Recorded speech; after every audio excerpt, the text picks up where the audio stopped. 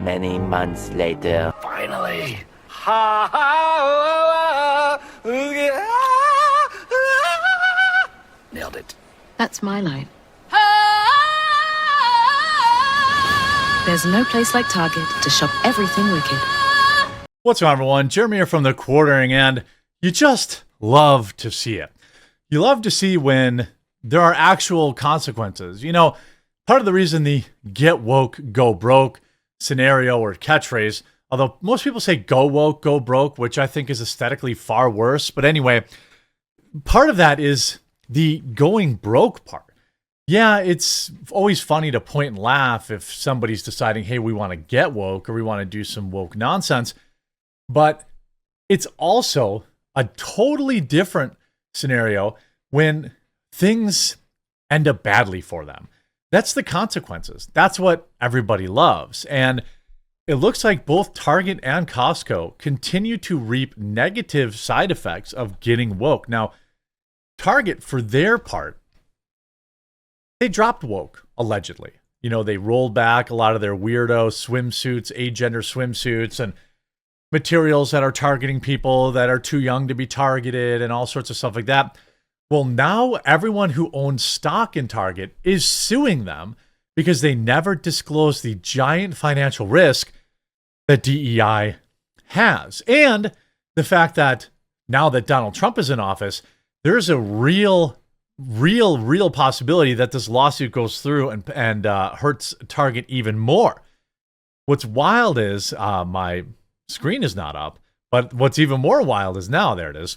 By the way, don't forget, I live stream every day at 1 Eastern. I really want to have you tune in and give our show a try. We're pushing for 10,000 concurrent viewers. We're getting closer and closer.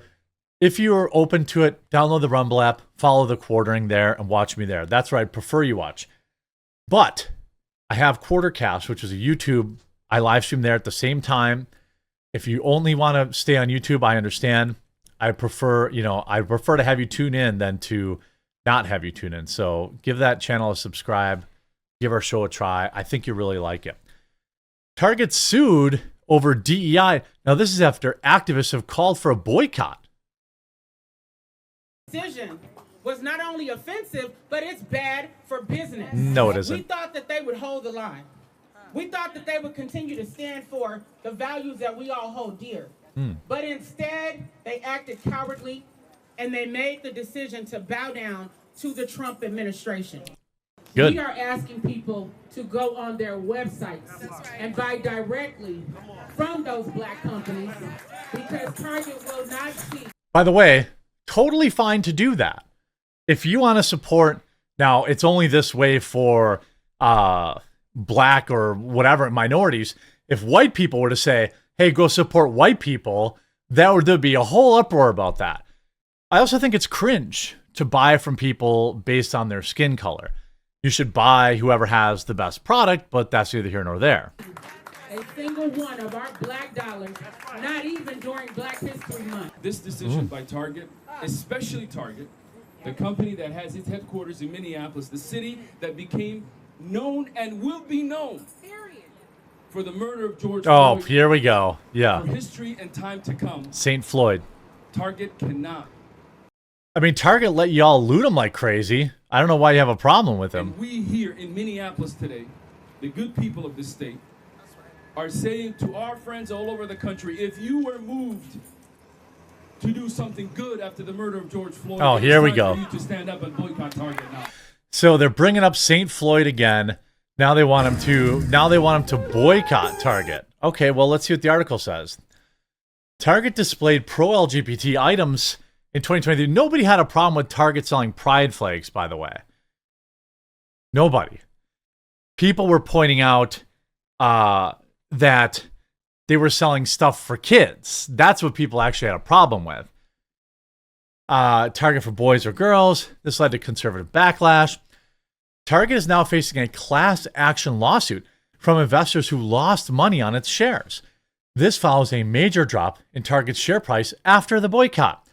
The complaint was filed in Florida court on January 31st in the city of Riviera Beach Police Pension Fund, which is seeking others to join the class action lawsuit. The complaint accuses Target CEO Brian Cornell of failing to properly disclose the risks of consumer boycotts stemming from the company's DEI practices. I think that's totally a reasonable thing to be mad about. The case has been marked as related to a similar lawsuit taken by Target shareholder Brian Craig in the same court in Florida 2024. On January 24th, Target ended its DEI program, as well as a separate initiative to support Black-owned businesses that it had launched in 2020. So let me be clear. Let's check on their stock. Let me be clear. If they didn't get involved in the first place, no one would have known or cared about any of this. And now Black people are boycotting them. Looks like their stock's doing fine today. Let's look at the last 5. Oop, maybe not. Oop, maybe not. Look at this drop in November.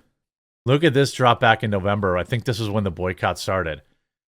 From 155 to 120, losing billions, tens of billions of dollars in a single day. Tens of billions in a single day. That's what they lost. So if you had millions of dollars invested, you lost bigly, and that stock never recovered. Before the DEI nonsense, it was at $156 a share. Now it's at $135. So they lost $20 a share. If you owed 10,000 shares, that's a lot of dimp. All right. Now here it says Target is being sued for defrauding shareholders. So again, they got woke. They let everyone loot them. So I don't know why they're mad. They got woke. They, courted these Black activists who probably never shopped there in the first place. And now they end DEI, and they're facing a boycott from the anti-DEI people, not just white people. There are Black people that are anti-DEI, anti-targeting kids with woke nonsense. Those people never came back. And now the 12 activists that you courted, they're not coming back. Target was one of the most outspoken supporters of DEI. It's changed its tune. Target was one of corporate America's most forceful supporters of diversity, equity, inclusion, vowed to support Black Americans in the aftermath of St. Floyd ascending upon high back in Minneapolis of 2020, almost 5 years sober for him. But less than 5 years later, it dialed back its high-profile DEI program. Let me tell you why they did that. It's not because Trump's in office. It's not because they suddenly don't like Black folks. It's because it wasn't profitable and never was profitable. It may have been profitable for a short period of time when they could run ads talking about how they care about the Black community and this, that, and the other thing, all that kind of stuff. But they never cared. They only cared about making money. They don't care about the gay community. Pride is about selling garbage to people. That's what pride is about. You know what I mean? Like, I don't understand why anybody in the gay community thought that that corporations cared about them.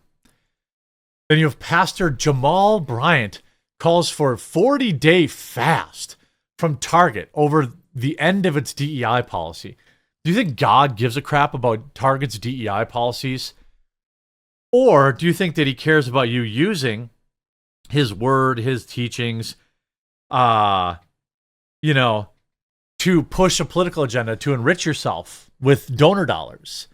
Is it possible that maybe you're the one in the wrong here? Then we also have former Costco executive defends its DEI policies, says critics simply just don't understand. 19 state attorneys general are calling on Costco to ditch its DEI policies after the company decided to double down This is from yesterday. Trump's executive order. That's right. In a letter to the Costco CEO, they write, quote, although Costco's motto is do the right thing, it appears that the company is doing the wrong thing. Clinging to DEI policies, Costco should treat every person equally and based on their merit rather than based on divisive and discriminatory DEI practices. Emily Sturge is a campus reform reporter and a student at the University of Florida, and she joins us now. Emily, good morning to you. So the latest news when it comes to this is that Costco shareholders just voted to not conduct this study on the dangers of DEI. And when these things happen, I mean, these are all business decisions. They think that standing up for DEI will benefit their bottom line. So what do you think about this? Is this the right move for the company? Absolutely not. My message to Costco is get with the program. Gen Z and the rest of the American people are looking forward to an administration that is going to reprioritize the American principles of meritocracy and individual and merit throughout all of our institutions. Just within the past week. Now, to be clear, if the shareholders voted, hey, we want to keep DEI, okay, that's their choice. I don't think that DEI is good. I don't think that it makes them more money. It may have a net zero effect. If anything, it has a net zero effect. Al Sharpton doing a little bit of a, we're gonna buy in. I'm gonna donate, even though I took $500 million from Kamala Harris, I'm gonna donate $2,000 to a bunch of other people who want to be on camera shopping at Costco. I don't think that inspires black folks to shop at Costco. The good deals do. The same things that motivate black folks to shop at Costco motivate my wife, a white woman, to shop at Costco. And it's the deals. Ain't nobody care in that store about Costco's DEI practices. They care about getting stuff cheap. Cheap stuff. Which, hey, no disrespect. Get your cheap stuff, okay? But this former executive claims that Costco has always valued principles of diversity, equity, and inclusion even before DEI existed. Then why did you embrace DEI? The whole idea was taking care of the employees.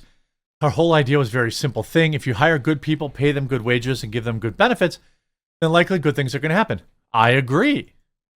But where in that does it say prioritizing a single race over another? Because that's the issue that people have with DEI, is when you prioritize a race or a gender over another one for non-meritocracy reasons, but just to hit quotas. This is going to be a great corporate reset in 2025 and 2026. It'll be interesting to see. Costco's commitment to diversity has been long-standing, and it seemed not to translate to the highest ranks of the company, though, of which top managers, 72% are men, 81% are white. Uh-oh. Costco, so male and so white. Looks like Costco is lying about their commitment to DEI. Hope you enjoyed this video. If you did, make sure you leave a like on it. If you haven't yet, subscribe or follow down below. We'll talk to you again real soon.